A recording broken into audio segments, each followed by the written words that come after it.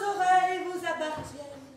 Laissez glisser vers elles des cascades de bouillonnants et frémissants secrets. Ouais, bon bah on t'écoute. Ce que j'ai à vous dire n'est pas un secret. Tous les jours, ça vous crève les yeux et vous ne le voyez pas parce que vous ne voulez pas le voir. Nos jarres, nos coques, nos pommes et nos dindons passent leur temps à se voler dans les plumes. Et je suis le plus beau, dit le pan. Non, c'est moi, dit le coq. Je n'aime pas ta couleur. Et aussitôt, les coups de bec pleurent. Si un dindon franchit la frontière et ose s'approcher, les deux changent d'adversaire et lui foncent dessus. Un jar prétend résoudre le conflit, il désigne un coupable, prône un ordre nouveau, et ce n'est bientôt plus qu'une boule de plumes sur un tas de fumier. Et nous, pendant ce temps, seuls, pendant des heures, des jours ou des semaines, nous couvons, nous dorlotons nos poussins, nous nettoyons le nid, nous préparons le grain, il faut encore lisser nos plumes et attendre chaque jour, chaque nuit leur retour. Et quand enfin ils rentrent, triomphants ou vaincus, ils sont tous en lambeaux, la crête déchirée et le croupion plumé. Et dès qu'ils se sont soignés, ils nous sautent dessus. Le repos du guerrier nous achève, mais avec le sourire, nous leur disons merci. Bravo. Bravo. Quel beau discours et quel tribun vous faites. Il faudra recommencer une autre nuit. Pourquoi pas tous les lundis une sorte de forum hebdomadaire et nocturne, un poulailler holocauste. Ouais, bon bah attention Aurore, hein. Sur ce, bonne nuit. Attends!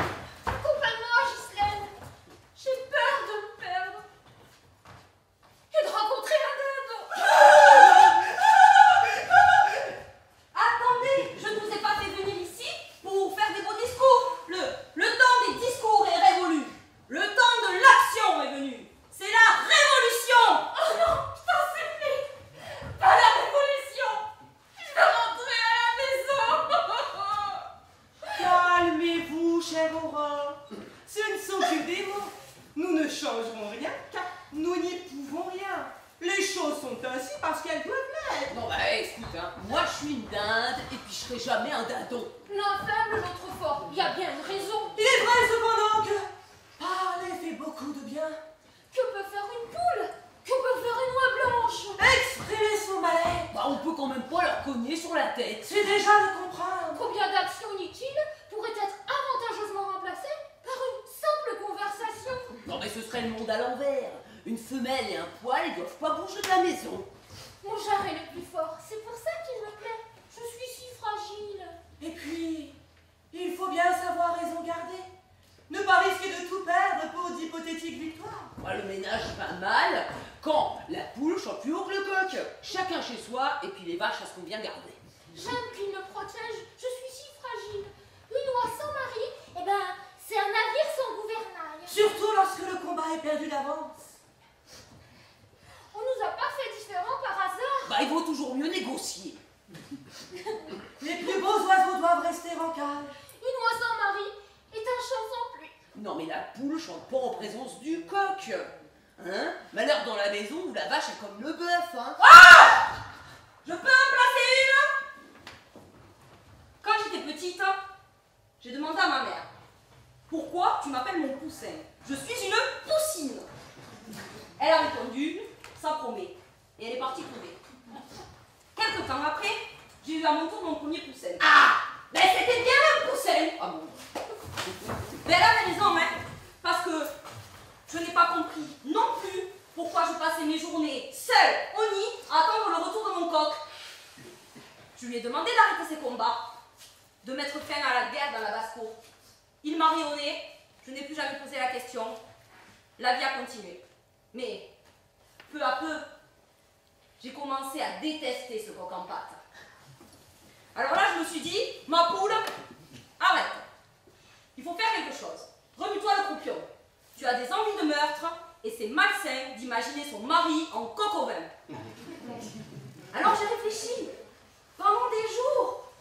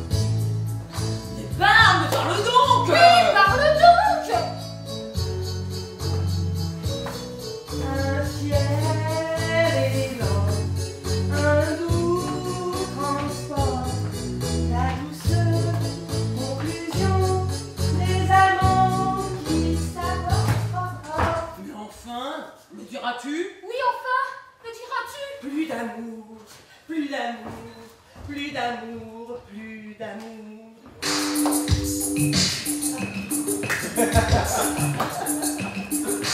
Ce sera vraiment, vraiment grandiose, une grève de la chose. Ce sera vraiment, vraiment marrant, voir la tête de nos amants. Ah non, alors! Ça non! Non, c'est moi que vous allez punir! Et pour coup, je serai dindon de la farce. Moi aussi je serai punie. Vous êtes toutes 10 fois mères, mais moi je n'ai pas encore eu mon premier poussin. Coup double, ma chère Aurore, son plaisir et sa descendance. Vous le donnez par les bretelles et par la ceinture. Votre cher Christian sera le premier à céder. Je veux bien prendre le pari. Ah, bien avant mon Léon. Mais si votre amant cède, il se peut que mon pan, privé de ses querelles, détourne son regard et le pose sur moi. Ils vous sauteront dessus, hein. Puis vous n'aurez plus qu'à appeler vos mamans. Le combat